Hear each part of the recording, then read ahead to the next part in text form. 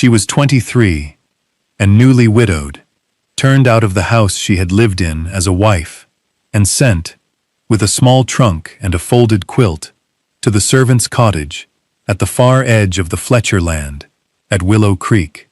She had no money of her own, no family left to write to, and no allies in the great house, whose windows she could still see from her doorway. What none of them knew, not the mother-in-law who laughed as she signed the paper, not the brothers-in-law who watched her go, was that her husband's father, before he died, had bricked something into the cottage wall. Settle in, and let us know from what country or corner you are watching, and if you believe that the quiet ones are often the ones who last, stay close to the fire for this one.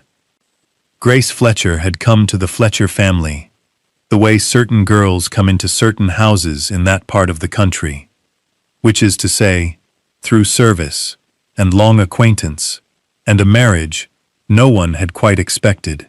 She had been born in a laborer's row, a mile outside Willow Creek, in the spring of 1842, the only surviving child of a wheelwright who died of a chest complaint when she was 7, and a mother who scrubbed floors at the vicarage until the winter Grace turned 11, when she too was buried in the parish ground, under a marker no larger than a folded newspaper. After that, Grace was taken into the great house as a scullery girl, on the recommendation of the vicar's wife, and there she might have stayed all her life, invisible in an apron, had it not been for the woman who ran the kitchens, a widow of 60, named Mrs. Honora Dean, who saw something in the child within a week of her arrival and quietly took her under her wing. Mrs. Dean had been in service at Willow Creek for 31 years, had lost her own husband to a fall from a hayrick and her only son to a fever in the same 12-month, and she carried her grief the way she carried her keys, without commentary and always about her person. She taught Grace to salt a joint and truss a fowl, to read a recipe and write a shopping list in a clean, sloping hand, to keep the still-room accounts and stretch a bushel of flour further than any cook in the county.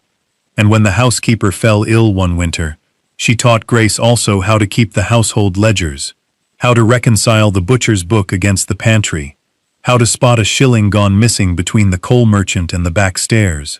She taught her, above all, to notice the crack in a wall, the damp on a ceiling, the servant who lied, the pantry key left where it should not be, and Grace, who had been given very little else in her life, absorbed these lessons the way dry ground absorbs rain. The old master of Willow Creek, Mr. Edmund Fletcher, was a widower then, a stone-quiet man of 63, who kept horses and tenants, and a library and very little else. And he noticed Grace, as a man notices a good hinge on a well-hung door, which is to say, only when the door swings soundlessly, and he has time to consider why. In her 17th year, he had her moved from the scullery to the still-room, and in her 19th, he asked Mrs. Dean whether the girl could be trusted with the estate books, and Mrs. Dean, who did not flatter, said she could. His eldest son, Thomas Fletcher, was 30 then, and home from a failed venture in Liverpool, and he saw Grace on the back stairs one September afternoon, with a ledger under her arm, and a smudge of ink on her thumb, and by Christmas he had proposed. The family did not approve.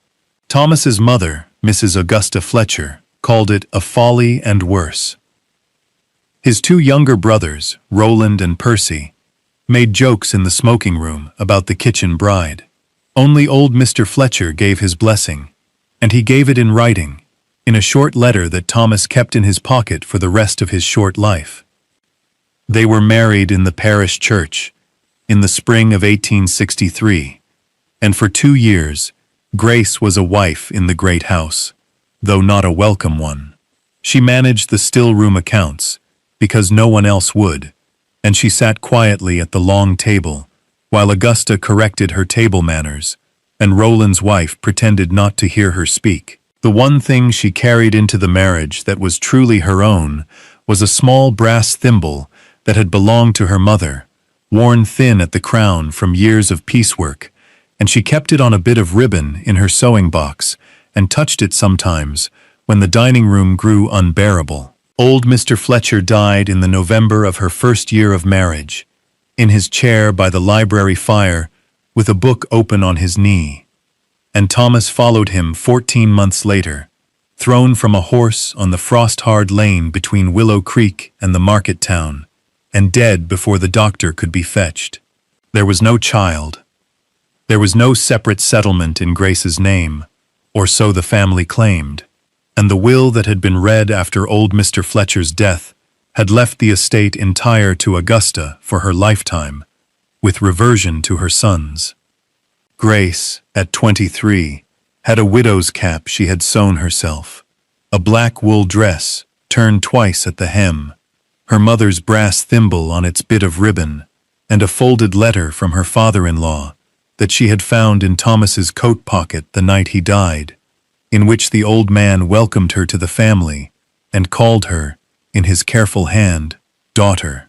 She had, besides these, one quilt Mrs. Dean had given her on her wedding day, £4 and 11 shillings in a tin box, and no clear notion of where in the world she was expected to go. The matter was settled on a Tuesday, 3 weeks after the funeral, in the small morning room where Augusta took her tea. Grace was sent for by one of the parlor maids, a girl called Ellen who had been under her in the still room a year earlier, and who would not meet her eye now. Grace went down in her black dress and stood inside the door because she had not been told to sit.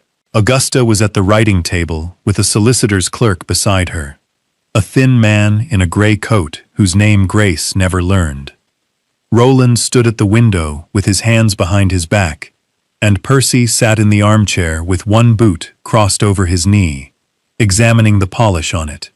There was a paper on the desk, already written out, and Augusta touched the edge of it with one finger as Grace came in. "There is the question of your accommodation," Augusta said, in the same voice she used to arrange the linen.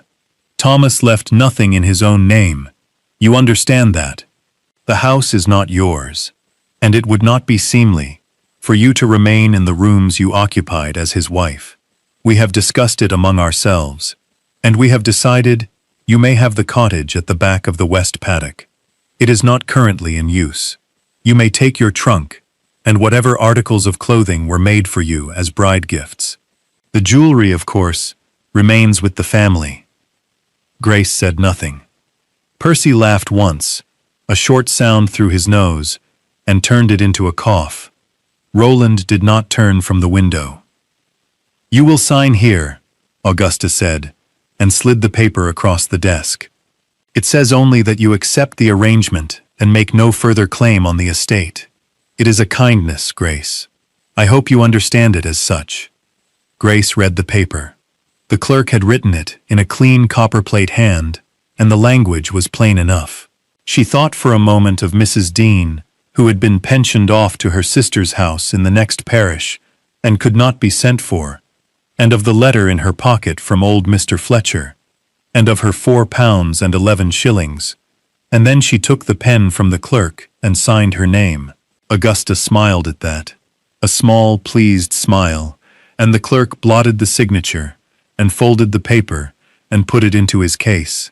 Percy laughed again, openly this time, and said something to Roland about the kitchen going home to the kitchen.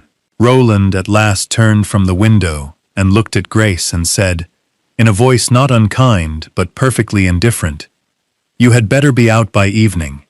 The men will be in the paddock at first light." Grace went upstairs. She did not weep. She took down her black dress, and her second black dress, and her night dress, and her 2 shifts, and her stockings, and her 1 pair of walking boots, and she folded them into the trunk that had come with her as a bride. She took her sewing box with the thimble in it. She took the tin box. She took the folded quilt from Mrs. Dean and laid it on top. She took the letter from old Mr. Fletcher out of the drawer where she had kept it and put it inside her bodice against her ribs. She left the wedding ring on because it was hers by the plain fact of marriage, and no one had thought to ask for it back. She left the room tidy, the bed made, the curtains drawn to the pin, because that was how Mrs. Dean had taught her to leave a room, and she carried the trunk down the back stairs herself, because no one was sent to help.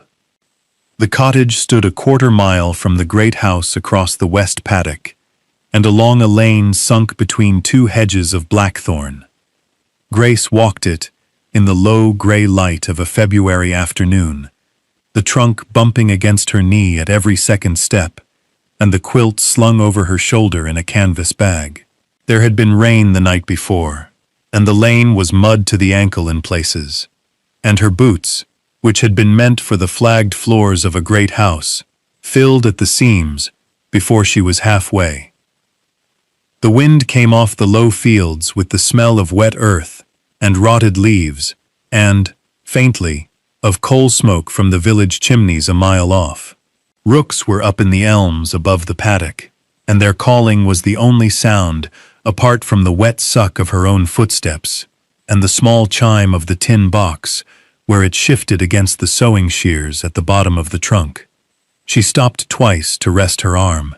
The first time she set the trunk down on a flat stone at the corner of the paddock and looked back at the great house across the wet grass. She could see the morning room window from where she stood, and she could see, at that window, the pale shape of Augusta's cap catching the light.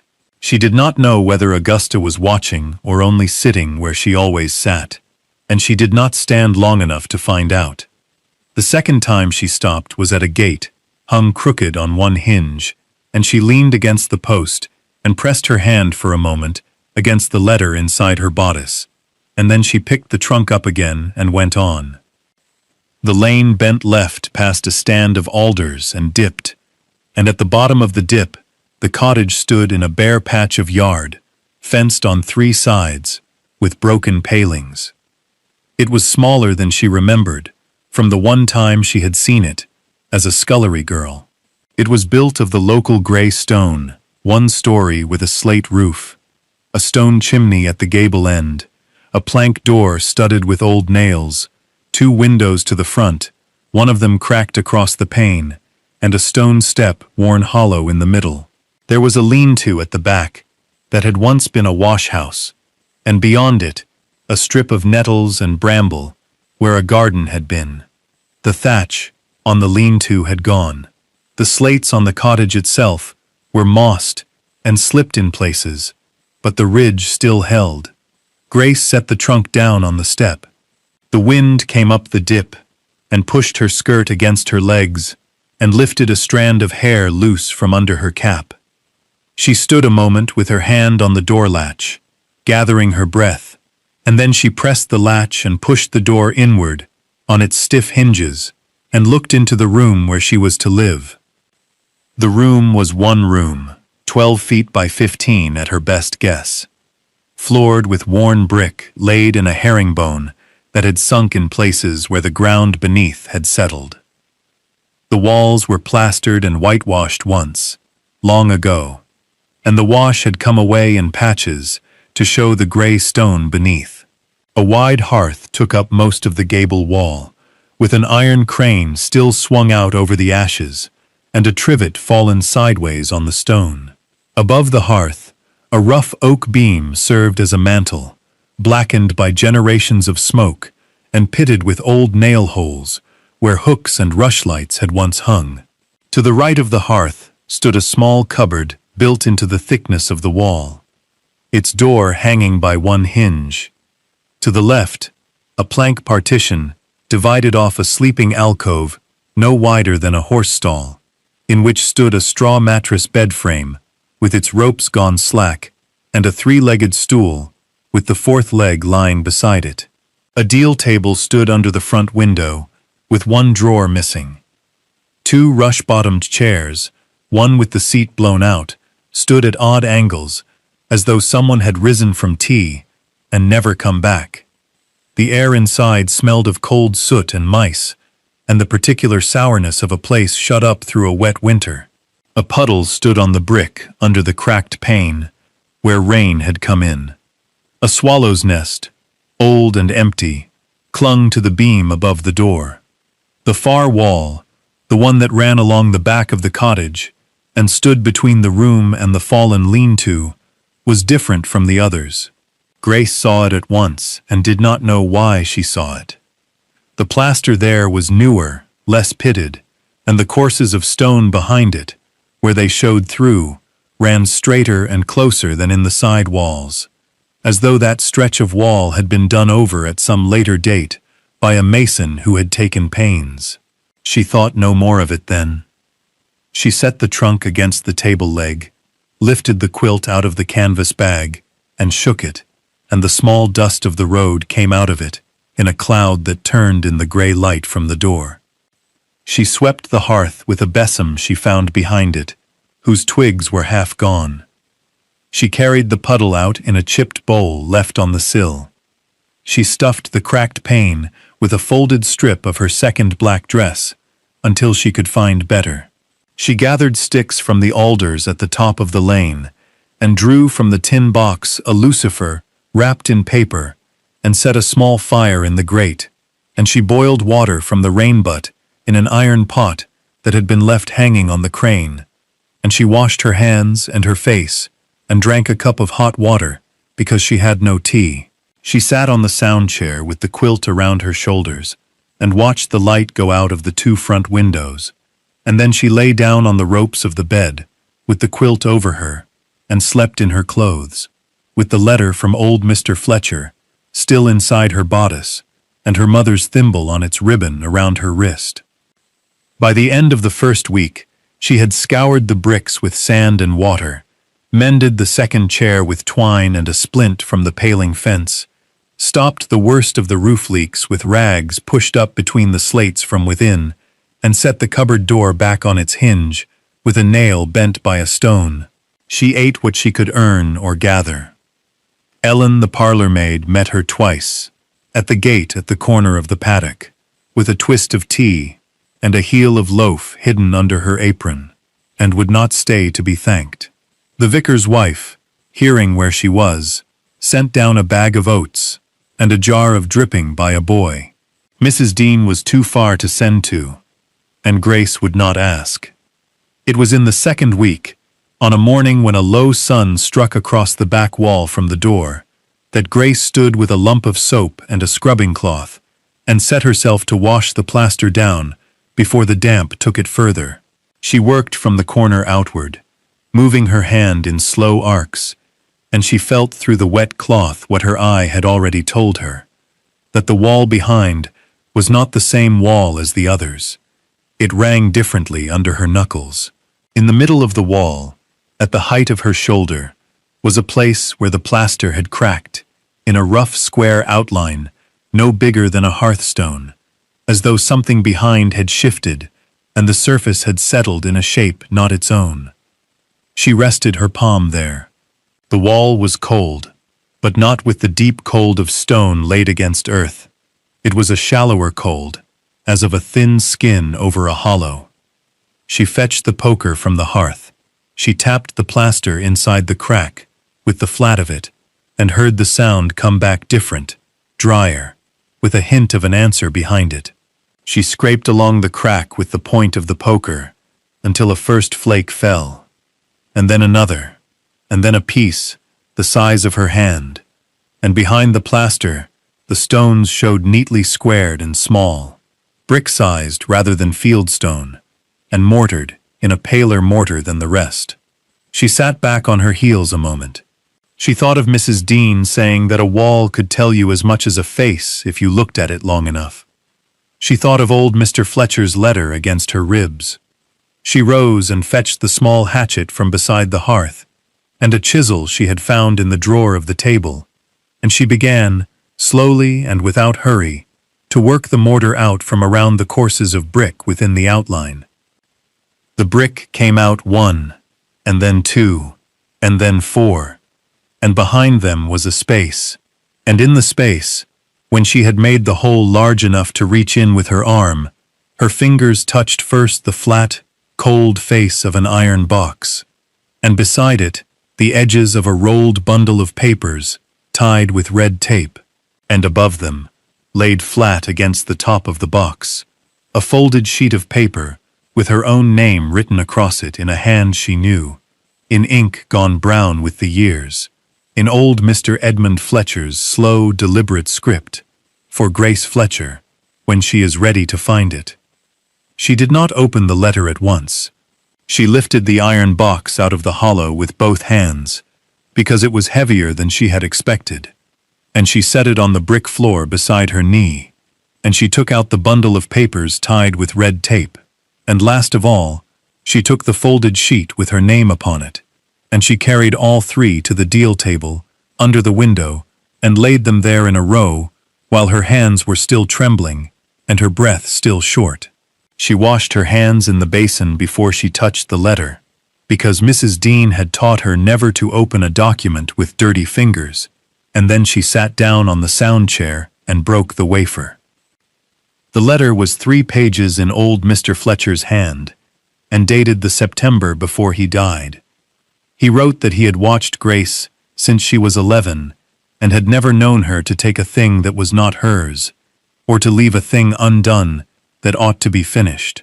He wrote that he had feared, from the day Thomas proposed, what his wife and his younger sons would do to Grace when he was gone, and that he had put by, out of rents received in cash and never entered in the estate book, the sum of £482 in gold sovereigns, together with the deeds to 2 cottages in Willow Creek Village, a note of hand from his solicitor in the market town, and a codicil to his will, properly signed and witnessed, providing to Grace outright the servant's cottage and the 4 acres about it, in fee simple, free of any claim of Augusta or her sons. He wrote that he had lodged a copy of the codicil with a Mr. Harrow of the same town, solicitor, not the family solicitor, and that Mr. Harrow was to be applied to by letter, in Grace's own hand, when she was ready. He signed himself, at the bottom, her father-in-law, and her friend. Grace read it through twice. She refolded it along the same creases, and put it inside her bodice with the first letter, and she sat for a long time at the table, with her hands flat on the wood.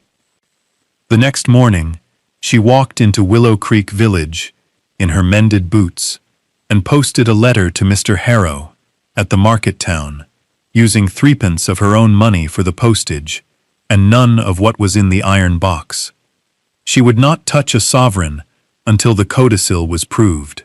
Mr. Harrow came out on the Friday in a hired gig, a spare man of about 50, with grey side whiskers and an ink-stained forefinger. He read the codicil in the cottage, standing at the deal table, and he told Grace that the paper was clean, and that he had held the twin of it in his own safe these 2 years, and had wondered when he would hear from her. He filed the codicil at the district registry the following Monday. Word of it reached the great house by the Wednesday, and did not stir them at first, because they did not believe it, and by the time they believed it, Grace had already begun to work.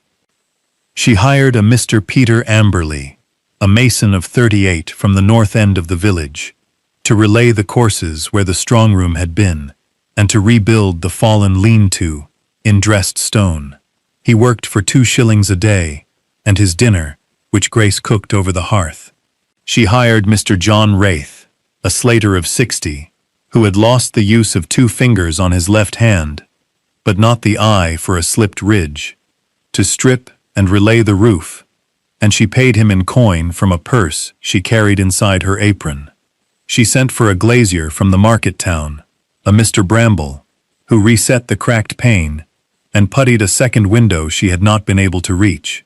She bought, from the deeds and the note of hand, 2 loads of seasoned oak from a timber yard 3 miles off, and a load of good coal, and a bag of lime, and a keg of nails, and a length of stovepipe, and a small black range that was set into the hearth by Mr. Amberley on the 2nd Tuesday of March. Ellen came down the lane one evening, after her half-day, and asked, plainly, whether Grace needed a girl. Grace paid her £9 a year, and her keep, and moved her into the mended lean-to as soon as it had a roof.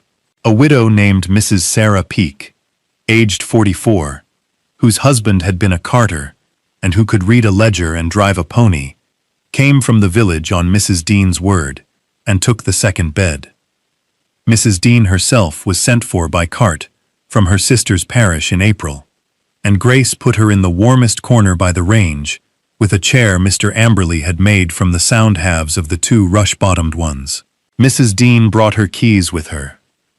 The two cottages in the village, when Grace went to look at them with Mr. Harrow, proved to be a pair of stone dwellings on the lane behind the smithy, let for £6 a year each, and both behind in their rent, because the tenants had not known to whom to pay.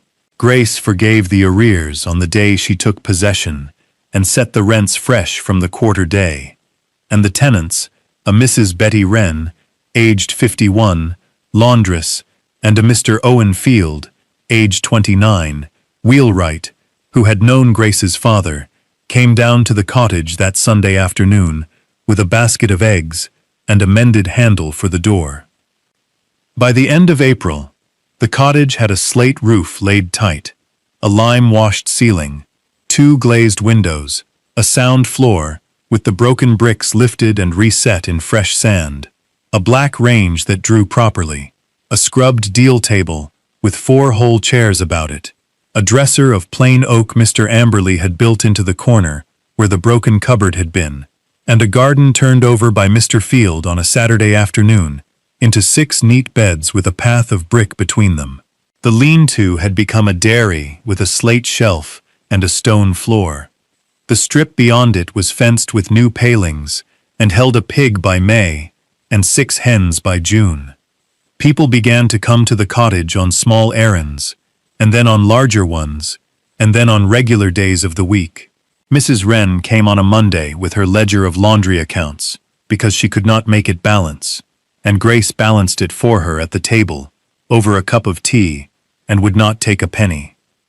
Mr. Field came on a Tuesday with a question about a bill of sale for a cart, and Grace read it with him and pointed out the clause that would have cost him a shilling in the pound. The vicar's wife, Mrs. Ann Bettridge, aged 60, came on a Wednesday in the second week of May, and sat with Mrs. Dean by the range, and drank tea from a cup Grace had bought in the market for 2d, and said, before she left, that the parish was glad to have Grace back among them. Grace did not answer, because there was no answer to make, but she saw Mrs. Dean turn her face to the fire and smile. By midsummer the cottage was known in the village as Fletcher's, though no one in the great house would call it so. Children were sent down the lane with notes and pennies for Grace to read and count. A man from 3 farms overwalked 5 miles on a Saturday to ask her to write a letter to his son in Canada, and she wrote it, and would take only the price of the paper. Mrs. Dean sat by the range with her keys on her lap, and told anyone who would listen that she had taught the girl her letters and her figures, and could take no credit for the rest, which she said was Grace's own. The pig grew, the hens laid, the garden came into bearing with onions and peas, and a row of early potatoes lifted in July, and Grace set aside the first 2 shillings she earned by her own reading and writing in a separate tin, and marked it in a small book on the shelf above the range, in the same careful hand in which Mrs. Dean had first taught her to keep an account.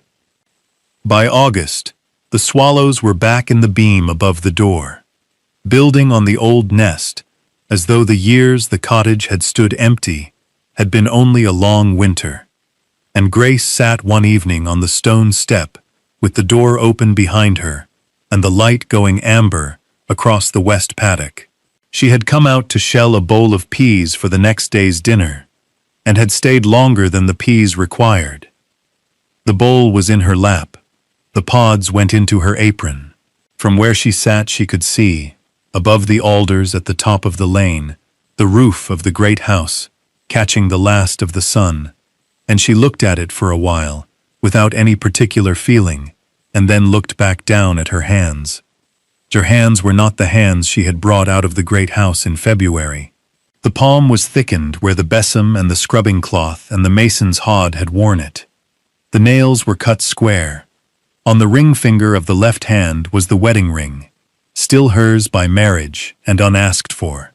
Around the wrist of the right hand, on its old bit of ribbon gone soft with wear, hung her mother's brass thimble.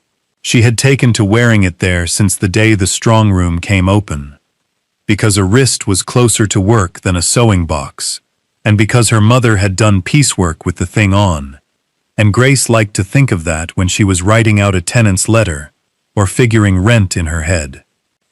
Inside the cottage, Mrs. Dean was asleep in the chair by the range, with her keys on her lap. Ellen was upstairs turning down the beds. Mrs. Sarah Peake was in the dairy, setting a pan of milk.